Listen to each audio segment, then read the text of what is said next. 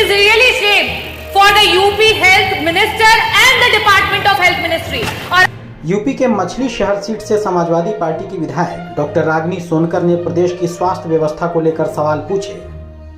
उत्तर प्रदेश विधानसभा में विधायक रागिनी सोनकर ने कैंसर पीड़ित मरीजों को इलाज हेतु अनुमानित राशि एकमुश्त उपलब्ध कराए जाने और जब तक आईसीयू और वेंटिलेटर मरीजों के सापेक्ष न हो जाए तब तक सारे वेंटिलेटर युक्त अस्पतालों को पीपीपी मॉडल से जोड़कर मरीजों को तुरंत मुफ्त वेंटिलेटर की सुविधा दिलाने की मांग की। रागिनी सोनकर मेडिसिन ग्रेजुएट हैं और उनके भाषण के दौरान हेल्थ सर्विस से जुड़ी तकनीकी जानकारी साफ झलक रही थी। गंभीर बीमारियों से पीड़ित मरीजों के लिए सरकार के द्वारा क्या योजनाएं बनाई गई हैं, उसके रोकथाम के लिए, हमारे गरीब जनता की मदद के लिए। अध्यक्ष जी, बड़ा ही निराशापूर्ण जवाब आया है। मुझे ऐसा प्रतीत होता है कि जब जब सत्र में पिछले 2.5 वर्षों में आपके विभाग के द्वारा जब भी प्रश्न पूछे गए हैं तो आपका एक सेम आंसर है कि हमने इतने जिला अस्पताल, इतने मेडिकल कॉलेज, इतनी डायलिसिस की मशीन, इतने एम्बुलेंस। अध्यक्ष जी, मेरा बड़ा ही स्पष्ट सा सवाल था और अगर आपने ये बताया है कि आपके इतने जिला अस्पताल, इतने मेडिकल कॉलेजेस हैं, तो मैं इस सदन के माध्यम से जौनपुर से जो हमारा मेडिकल कॉलेज है उसकी कुछ पिक्चर है वो आपको दिखाना चाहूंगी कि जहां पे काला पानी तैर रहा है, जो बिल्डिंग्स हैं वो बनने से पहले खंडहर हो चुकी हैं, ये स्थिति है। और आप इसे गिना करके जवाब देना चाहते हैं कि आप अपने विभाग में क्या कार्य कर रहे हैं। मैं ये टेबल कर दूंगी अध्यक्ष जी, ताकि ये मंत्री जी के पास जो असली पिक्चर्स है वो पहुंचे और उन्हें पता चले कि जो बार बार आप ये कहते हैं कि हमने मेडिकल कॉलेजेस बना दिए, जिला अस्पताल बना दिए, उन जिला अस्पतालों और मेडिकल कॉलेजेस की क्या स्थिति है। कुछ दिन पहले वहां के बच्चे धरना दे रहे थे, जिन्हें हम देश का भविष्य और आगे मेडिकल कॉलेजेस में एज ए डॉक्टर देखने वाले हैं। आज उनके पास ना शुद्ध पेयजल है, ना बिजली है, ना पानी है। हम मरीजों को क्या ठीक करेंगे मंत्री जी? हमारे तो डॉक्टर बीमार हो रहे हैं, कभी डेंगू, कभी मलेरिया और कभी जॉन्डिस से। ये स्थिति है अध्यक्ष जी। It is really shame for the UP health minister and the department of health ministry.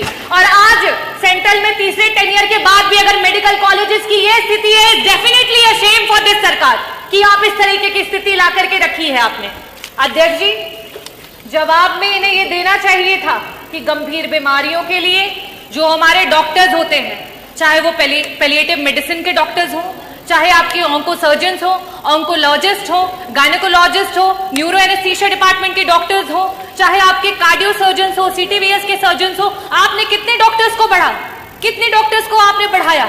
आज पेशेंट्स के अनुपात में आपके पास कितने आईसीयू के बेड्स हैं, कितने वेंटिलेटर्स हैं? अगर ये जवाब आता तो वाकई मुझे लगता कि आपके विभाग को कोई जानकारी है और सही में आप सरकार की और जनता के लोगों के लिए कुछ काम कर रहे हैं। अध्यक्ष जी, मैं वापस से अपने प्रश्नों पे आऊंगी कि मंत्री जी, सिर्फ और सिर्फ आपसे 2 प्रश्न हैं और उसके उत्तर गोल गोल ना घुमा करके सीधी तरीके से बस बता दीजिए कि आज उत्तर प्रदेश कैंसर जैसी बीमारी में देश में टॉप कर रहा है। ये प्रदेश आज इस समय वर्तमान में 2024 में हमारे पास कैंसर के 16 लाख मरीज हैं और हर वर्ष 2 लाख मरीज आपके बढ़ते चले जा रहे हैं।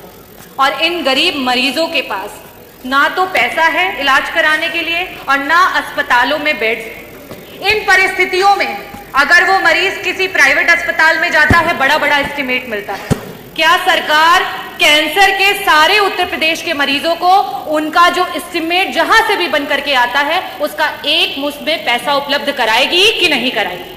मेरा दूसरा सवाल है मंत्री जी कि आज जब आपने जवाब नहीं दिया कि आपके पास सुपर स्पेशलिटी के डॉक्टर्स कितने बढ़ गए हैं, पेशेंट्स के अनुपात में वेंटिलेटर और आईसीयूज कितने हैं, तो इन परिस्थितियों में जितने भी आपके प्राइवेट उत्तर प्रदेश के हॉस्पिटल्स रन कर रहे हैं जहां पे वेंटिलेटर्स और आईसीयू की सुविधा उपलब्ध है, उनको पीपीपी मॉडल पे, सरकार तो पीपीपी मॉडल पे बहुत काम कर रही है, जगह जगह पर आप इसके बारे में एडवर्टीजमेंट्स करते रहते हैं। तो आईसीयू और वेंटिलेटर, क्योंकि ये ऐसे मरीज होते हैं, ब्रेन हैमरेज के मरीज होते हैं, इनके पास समय नहीं होता है, मंत्री जी, अगर एक्सीडेंट हो गया, आज बीपी बढ़ गया और ब्रेन हेमरेज हो गया तो तुरंत उसका ऑपरेशन होना है, लेकिन उनके पास पैसा नहीं होता, ना वेंटिलेटर पे देने के लिए, ना उन वेंटिलेटर्स पे रहने के बाद।